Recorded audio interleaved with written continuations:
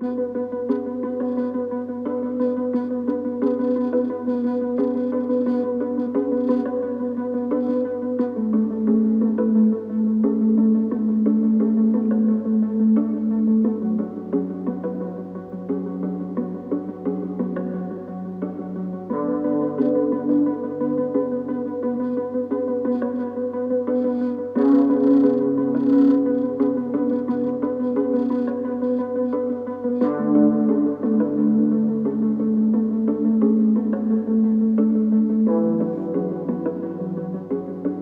gates, castle streets, school gardens, and a lot more. Keep watching third rate content. So welcome back to third rate content. Today we're just going to be having a little walk through the streets of Shrewsbury, starting here at Shrewsbury train station, and just having a walk up Castle Foregate, bit of Castle Street, and getting a bit of history and having a little look. So buckle up and I'll see you out here. Yeah, just as we get going, this Tudor styled railway station, Shrewsbury railway station, was opened in 1848. Some of this lovely detail, look at the faces. I'm sure every face has got a story.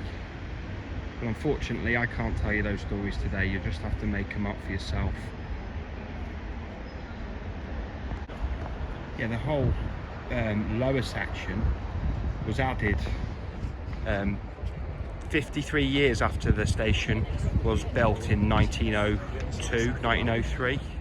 The Dana Footbridge, or the Dana Footbridge. Shrewsbury Prison, formerly in the background.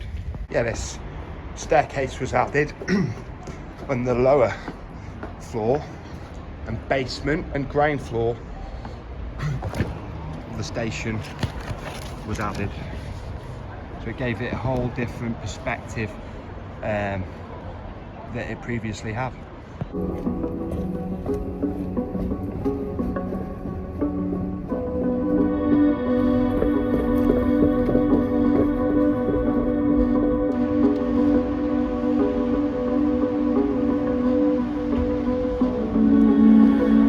The building just over here, really, it looks, always has to me anyway, looked like a building straight out of a Tim Burton Batman movie.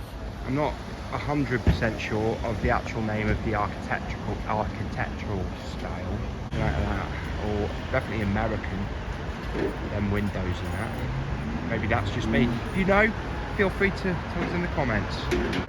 Yeah, I know we've talked about the castle before, but I'll just mention it was purchased by the Shrewsbury Horticultural Society and given to the town, given to the council, and it's now houses the military museum. And for a good part of the 20th century, where Iron and Fire is, was the Morris's Milk and Coffee Bar. You're just looking up Castle Gates. Got this very Art Deco group of buildings with the rising sun style windows, and just next to it what was formerly the Granada. Yeah, when it was the Granada, the actual Beatles, John, Paul, George and Ringo played here, I think at least once. Yeah, I just looked it up. The Beatles played in Shrewsbury twice, and one of those times was here, right over the road. Who'd have thought it? That was bingo though. And just looking up the other side of Castle Gates, this timber framed house is actually a reproduction. It was built in 1908, Edwardian period. And then lighting's very nice today, very soft, very nice.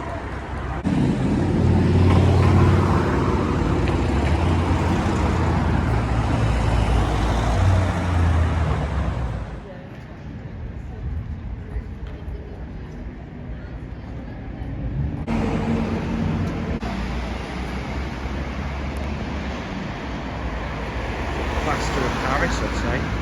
These are door decorations.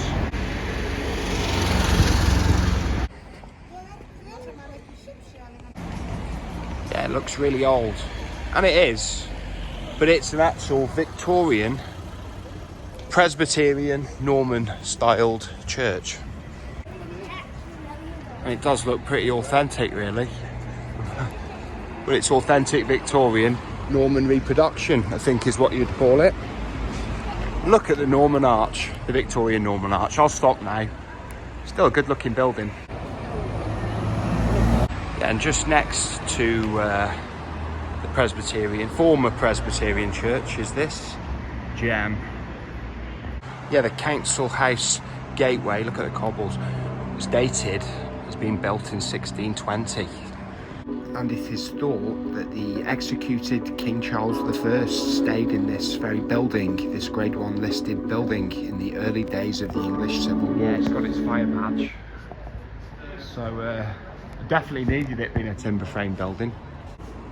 Yeah, the pointed windows used here on the ground floor and on the first floor are really Renaissance.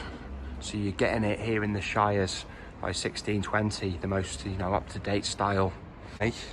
Considering how intensely ornate, the decorations are on the wood here.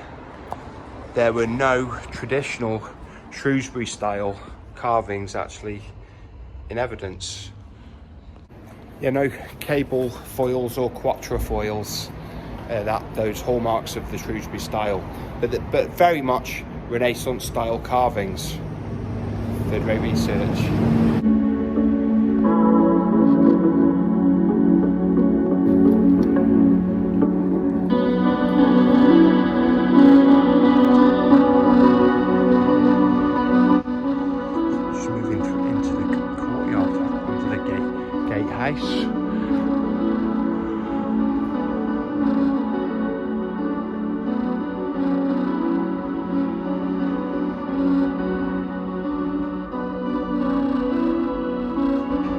These outbuildings, this sort of barn, looks like it was probably added in the Georgian era, but I'm just surmising. So all these buildings in this courtyard, in this like U-shaped courtyard, or G, were known as the old council house. The council of the Welsh Marches was held here yearly. It was a big deal, and it presided over all disputes in Wales at that time. With Shrewsbury being so close to Wales, obviously this was a big place, and it housed, it was fancy enough to house the types of people, including Sir Philip Sidney, who would be attending in those days. Yeah, Black Abbot or something. Through this Jacobean archway is the original entrance into the old council house. So it's through an old entrance into an even older portal. Interesting. Yeah, I don't know if this was added in Victorian times. It almost looks like a Victorian motto. I wonder when the air brick was added. I would like to know that answer to that. I don't think it's original. Then what is original? There's so many different stages of architecture here, of different eras. Georgian behind me. It'd be hard to say what's original. The foundations. Yeah, so we're just leaving the council house and the old gatehouse. Head back onto Castle Street. But it really just, it felt like being in a little village, or completely cut off from the town centre of Shrewsbury. Being in there, it was quite interesting. Yeah, this was given a facade and classical doorways in the Georgian era. It's actually built on a much older part of the council house. And more mock Tudor, it's actually a Victorian building.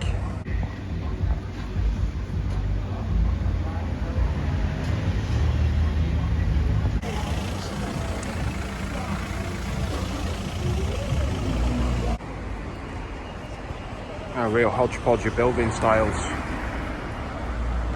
Yeah, so we're always showing you the medieval and Tudor and Jacobean gems of Shrewsbury.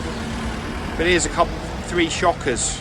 You've got Marks and Spencer's, which was built bespoke for them, not too bad. And you've got the site of the former Littlewood store, which is now occupied by Marks and Spencer's. Actually, I think that was Littlewood's. No, that was Woolworths and that was Littlewood's. They're both shut down and gone now, these stores. And they're really ugly buildings. They're really uggo. You know, people talk about legacies. Imagine your architectural legacy being one of these people pointing at, laughing at you for years to come. Though I don't really worry about legacies, the way I see it. You're dead, and whatever happens when you die, you've got better things to worry about than the real shocking buildings that you put into the world.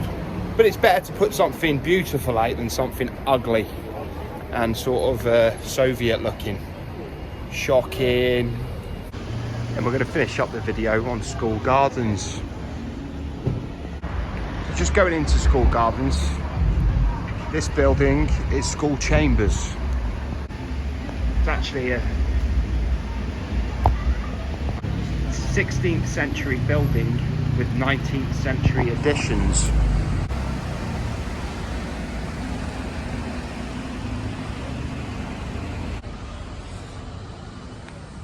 Did actually show a little bit of school gardens when we did the Shrewsbury Library video back in the summer. Well, that definitively dates this building.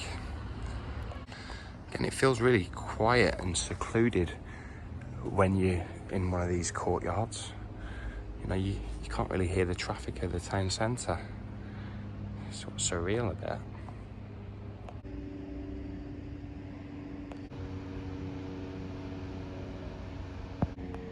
The wood is good.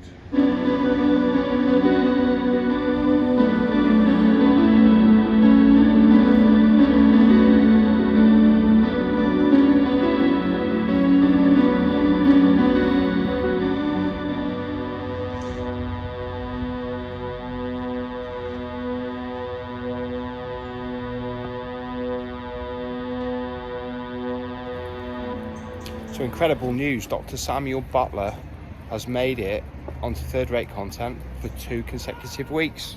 Kind of trying to top Clive of India. But yeah, this building behind me was the great man's house here, right next to Shrewsbury School. So it couldn't have been a better place for him.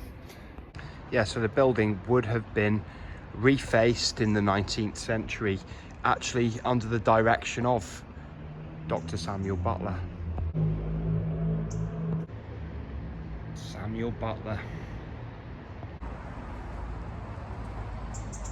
Won't be going through the gate today. It's lovely to see it. I'm sure that's actually original. Yeah, it's a shame. Covered over with scaffold today, but nothing we can do about that. And I'm sure it has to be done. Maintenance must be maintained. I've got the key, I've got the secret.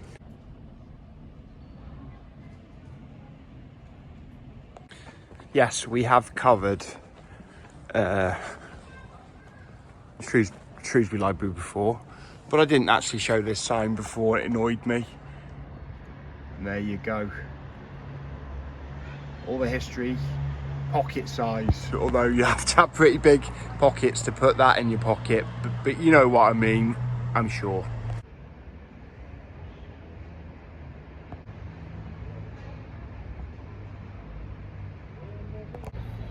So thanks for watching to the end of today's third rate content. It's been very enjoyable, but like I always say, I enjoy them all.